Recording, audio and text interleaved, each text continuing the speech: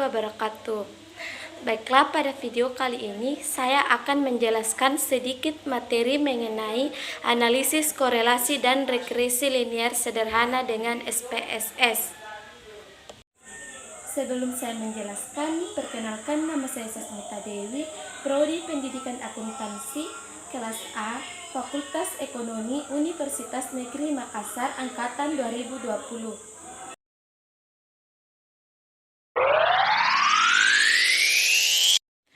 Baiklah, materi yang pertama yaitu korelasi. Korelasi ini merupakan teknik statistik yang digunakan untuk menguji ada atau tidaknya hubungan serta arah hubungan dari dua variabel atau bisa lebih. Materi yang kedua yaitu SPSS. Dalam SPSS ini ada dua view. Yang pertama yaitu data view. Data view ini digunakan untuk memasukkan data yang akan dianalisis. Yang kedua yaitu variable view.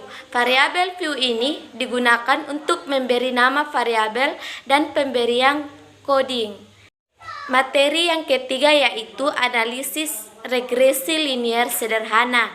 Analisis regresi linier sederhana ini merupakan salah satu metode regresi yang dapat dipakai sebagai alat inferensi statistik untuk menentukan pengaruh sebuah variabel bebas atau independen terhadap variabel terkait atau biasa disebut dependen. Tujuan analisis regresi linier sederhana yang pertama yaitu menghitung nilai estimasi rata-rata dan nilai variabel terkait berdasarkan pada nilai variabel bebas. Yang kedua yaitu menguji hipotesis karakteristik dependensi. Yang ketiga yaitu meramalkan nilai rata-rata variabel bebas dengan didasarkan pada nilai variabel bebas di luar jangkauan sampel. Selanjutnya adalah output regresi linier sederhana dengan SPSS. Output SPSS akan menampilkan hasil berupa 4 buah tabel, yaitu 1. Tabel variabel penelitian. Yang kedua, ringkasan model atau model summary. Yang ketiga yaitu tabel ANOVA. Dan yang keempat, tabel koefisien. Cara membaca output SPSS hasil uji regresi linier tersebut adalah 1. Tabel pertama menunjukkan variabel apa saja yang diproses, di mana yang menjadi variabel bebas dan variabel terikat. Yang kedua, tabel kedua menampilkan nilai R yang merupakan simbol dari nilai koefisien korelasi. Pada contoh, nilai korelasi adalah 0,342. Nilai ini dapat diinterpretasikan bahwa hubungan kedua variabel penelitian ada di kategori lemah.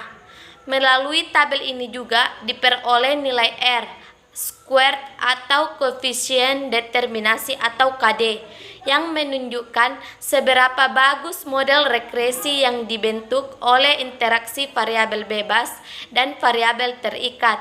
Nilai KD yang diperoleh adalah 11,7%, yang dapat ditafsirkan bahwa variabel bebas X1 memiliki pengaruh kontribusi sebesar 11,7% terhadap variabel Y dan 88,3% lainnya dipengaruhi oleh faktor dari luar variabel X1.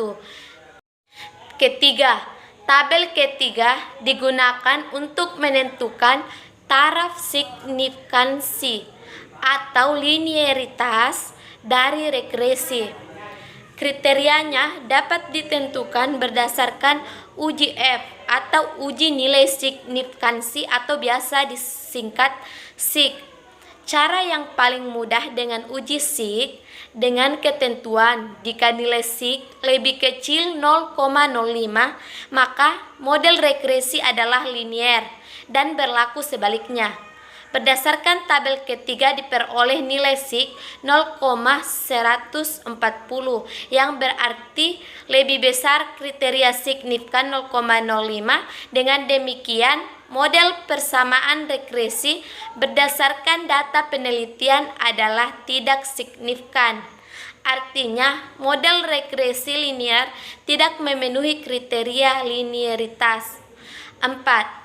Tabel keempat menginformasikan model persamaan regresi yang diperoleh dengan koefisien konstanta dan koefisien variabel yang ada di kolom unstandardized koefisien. Berdasarkan tabel ini diperoleh model persamaan regresi Y sama dengan 38,256 tambah 0,229. Untuk lebih jelasnya, Anda dapat melihat contoh ini.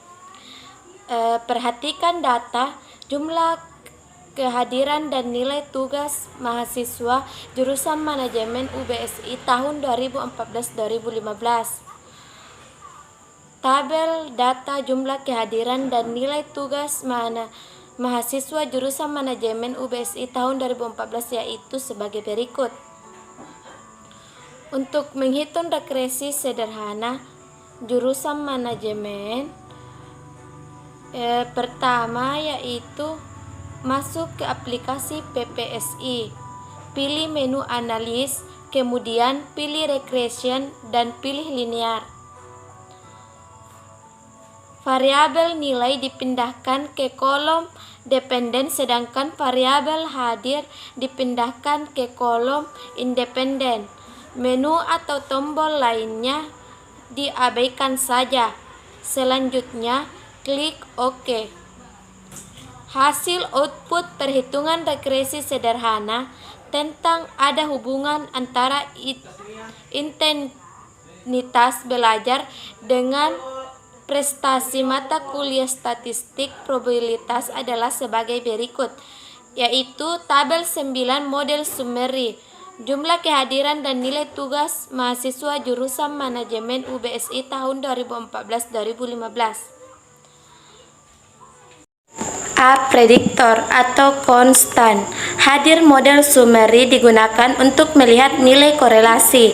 Lihat nilai R sama dengan 0,767 ini berarti bahwa korelasi antar variabel X hadir dengan Y adalah 0,767. Tabel 10. ANOVA jumlah kehadiran dan nilai tugas mahasiswa jurusan manajemen UBSI tahun 2014-2015. Tabel ANOVA digunakan untuk melihat signifikan model persamaan regresi. Untuk melihat signifikan persamaan regresi dapat dilihat dari nilai F sama dengan 22,911 dan dibandingkan dengan F tabel sama dengan apabila nilai F lebih kecil dari F tabel, maka persamaan garis regresi tidak dapat digunakan untuk prediksi. Apabila nilai F lebih besar dari F tabel, maka persamaan garis regresi dapat digunakan untuk prediksi. Selain itu, dapat pula dengan melihat nilai SIG dapat digunakan untuk prediksi apabila nilai SIG lebih kecil dari 0,05. Hasil perhitungan nilai SIG 0,00 artinya kurang dari 0,05 sehingga dapat digunakan untuk memprediksi.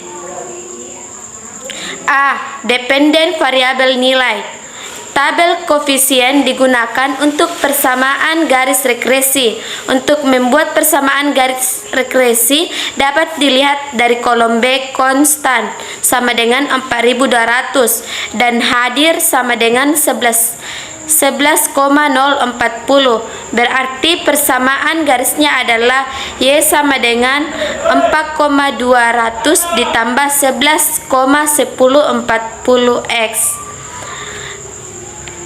Regresi ganda digunakan untuk analisis dengan jumlah variabel independen lebih dari satu dengan satu variabel dependen. asumsi yang harus dipenuhi, yaitu tidak boleh ada korelasi antar variabel-variabel independen. Baiklah, itulah sedikit materi yang dapat dijelaskan. Apabila ada materi yang kurang dipahami atau salah penyebutan kata, mohon dimaklumi. Wassalamualaikum warahmatullahi wabarakatuh.